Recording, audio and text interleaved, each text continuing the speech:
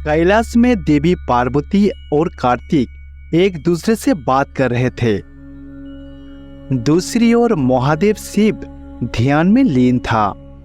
पुत्र कार्तिक, भगवान गणेश के बिना पूरा कैलाश बहुत शांत हो जाता है ना? यदि गणेश यहाँ होते तो हमेशा कोई न कोई प्रश्न अवश्य ही पूछते और फिर उसके पसंदीदा लड्डू भी हमें बनानी पड़ती। हाँ माँ, बड़े भैया के बिना मुझे भी अच्छा नहीं लगता है। मैं भी तो इंतजार कर रहा हूँ कि बड़े भैया कब कैलाश वापस आएंगे। इसी तरह देवी पार्वती और कार्तिक भगवान गणेश का प्रतीक्षा कर रहे थे। फिर उसी समय भगवान शिव ध्यान से बाहर आते हैं। देखते हैं कि देवी पार्वती बहुत ही उदास है। अरे पार्वती, आज तो आपको देखकर लग रही है कि आप बहुत ही उदास हो। आखिर क्या हुआ पार्वती, तुम इतना चिंतित क्यों हो? क्या आपका कोई भक्त खतरे में है? स्वामी, यदि संकट में भक्त होते तो मैं यहाँ क्यों रहती, जो सदैव पृथ्वी पर जाकर उनकी रक्षा करती है। लेकिन मेरा दर्द का कारण वो नहीं है जी। तो मुझे बताओ ना पार्वती, आपके दुख की कारण क्या है? आप क्या कहते हैं? जब भी विनायक चतुर्थी शुरू होती है, भगवान विनायक कैलाश छोड़ देते हैं और भूलोक में रहने लगते हैं। गणेश की अनुपस्थिति के कारण कैलाश की कला नष्ट हो गया है, इसीलिए मैं बहुत ही दुखी हूँ जी। हाँ पिताजी, बड़े भाई यहाँ नहीं है, इसी कारण मैं भी बहुत दुखी हूँ। देखो, मेरे पास आप लोगों के दुख दूर करने के लिए एक उपाय है। वो क्या है? जल्दी से मुझे बताइए ना पिताजी। क्या आप दोनों भगवान गणेश की कार्यों को जानते हो? क्या आप जानते हो भगवान गणेश की पूजा से हमारे अंदर क्या परिवर्तन होते हैं? क्या परिवर्तन होगी, हमें भी बताइए ना। भगवान गणेश की पूजा से हमारा दुख दूर होते हैं, साथ ही हमारा जीवन का अंधकार भी दूर होती है। वैसे भी नवरात्रि का समय चल रहा है, उसके साथ ही गणेश जी को पृथ्वी पर पूजा प्राप्त हो रहा है। गणेश भूलोकवासी को अभी आशीर्वाद दे रहा है।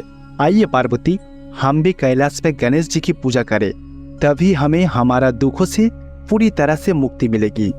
देखिए पिताजी, बड़े भाई की पूजा करने में कुछ भी गलत नहीं है, लेकिन माँ और आप दोनों तो बड़े भाई से बड़े हो और बड़े भाई का निर्माण तो माँ ने किया था, तो फिर क्या आप दोनों विनायक चतुर्थी उत्सव मना सकते हैं?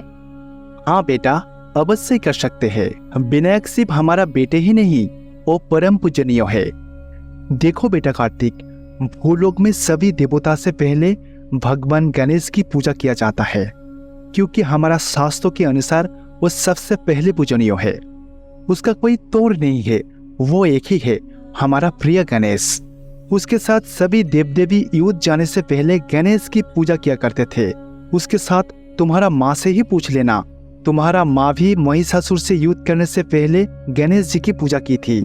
हाँ, मैंने भी भगवान गणेश की पूजा की है। किसी भी कार्य को शुरू करने से पहले भगवान गणेश की पूजा अवश्य ही करनी चाहिए। तो फिर चलो हम कल ही विनायक चतुर्थी उत्सव मनाते हैं।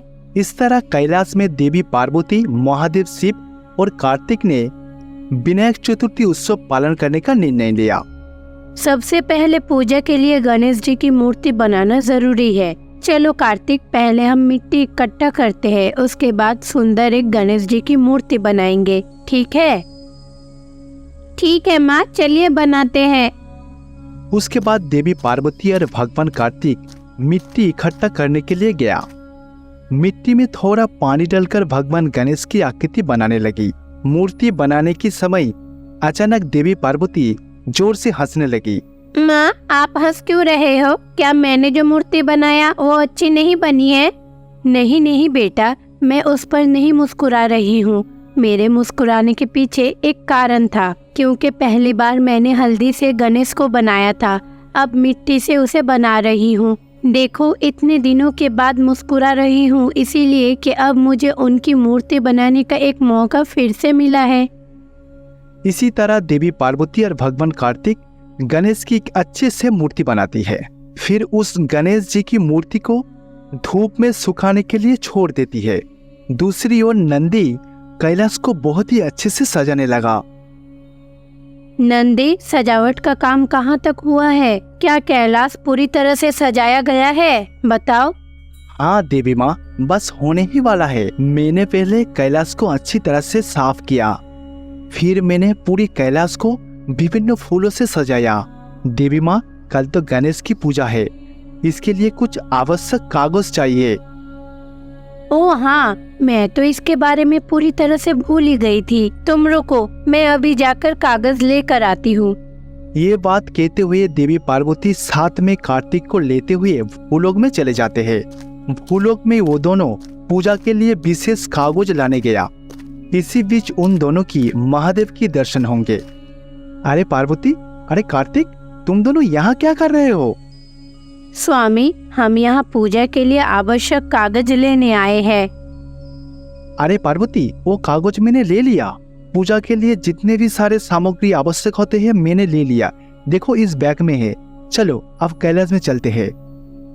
इसी तरह भगवान गणेश ने देवी पार्वती से पहले पृथ्वी पर आए और पूजा के लिए सारे आवश्यक चीजें इकट्ठे किए। फिर पार्वती और कार्तिक को लेकर भूलोक में चले आए। फिर वो दिन बीत जाएगी। अगले दिन देवी पार्वती सुबह सुबह जल्दी उठ जाती है। फिर नहा के तैयार होकर रसोई घर में चली जाती है। बहुत दिन हो गए रसोई में आए।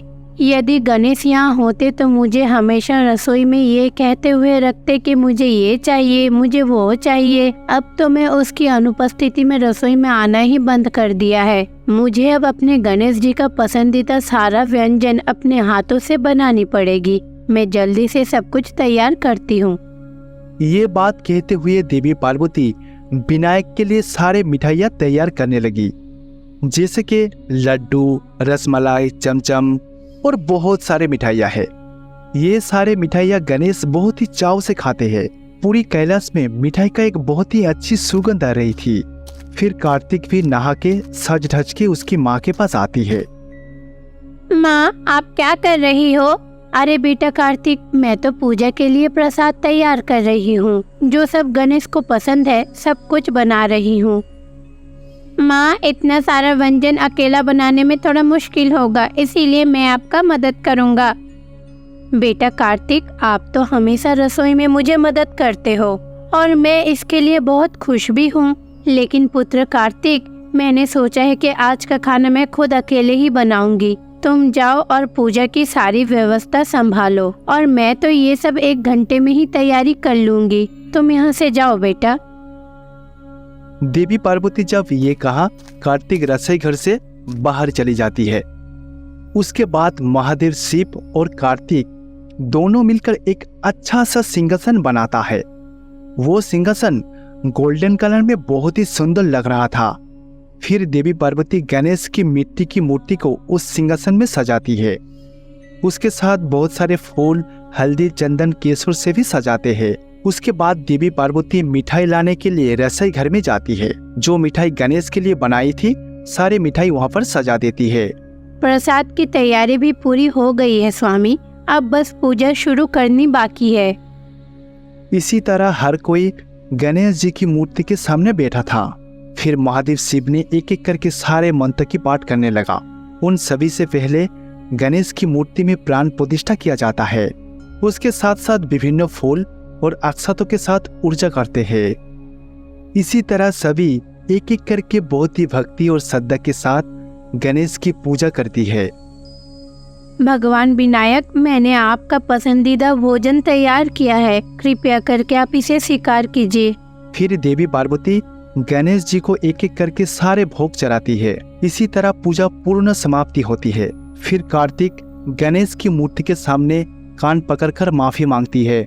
अब मुझे बहुत शांति मिली है स्वामी, आप बिल्कुल सही कह रहे थे। गणेश जी की पूजा करने वालों के मन में अशांति के लिए कोई जगह नहीं होता है, आपने सही कहा था। माँ, बहुत भूख लगी है, जल्दी से प्रसाद दीजिए। कार्तिक की ये बातें सुनकर देवी पार्वती भगवान गणेश के सामने सभी को मिठाइयाँ बांटती है। माँ, इससे पहले तो आपने बहुत बार ही लड्डू बनाया है, लेकिन आज का लड्डू का स्वाद अद्भुत है। देखो बेटा कार्तिक, आज हम भगवान गणेश की पूजा किया है ना, इसलिए हमें सभी खाद्य पदार्थ तो बहुत ही स्वादिष्ट लग रहा है। इसी तरह सभी ने आनंद पूर्वक विनायक चतुर्थी का उत्सव कैलाश में पालन किया और वो सभी बहुत ही खुश है। साथ ही देवी पार्वती का कष्ट भी दूर हो गई। कैलाश में देवी पार्वती अकेली बैठी थी। तब देवी पार्वती थोड़ी आटा लेकर स्नान करने चली गई। फिर देवी पार्वती उस आटे से एक सुंदर सा गुड़िया बनाई। फिर उस गुड़िया के अंदर जान डाल दी। वो बालक बहुत ही खूबसूरत था। प्राण प्रतिष्ठाकारी उस बच्चे के नाम दिया विनायक। फिर उस बच्चे को अपना पुत्र का स्वीकृति दिया। फिर देवी पार्वती उस बच्चे को एक जिम्मेदारी दिया। स्नान से पहले माता पार्वती पुत्र विनायक को एक दायित्व दिया। कैलाश के मुख्य द्वार पर पहरेदारी करने के लिए कहा, क्योंकि कैलाश के अंदर कोई भी प्रवेश ना कर पाए।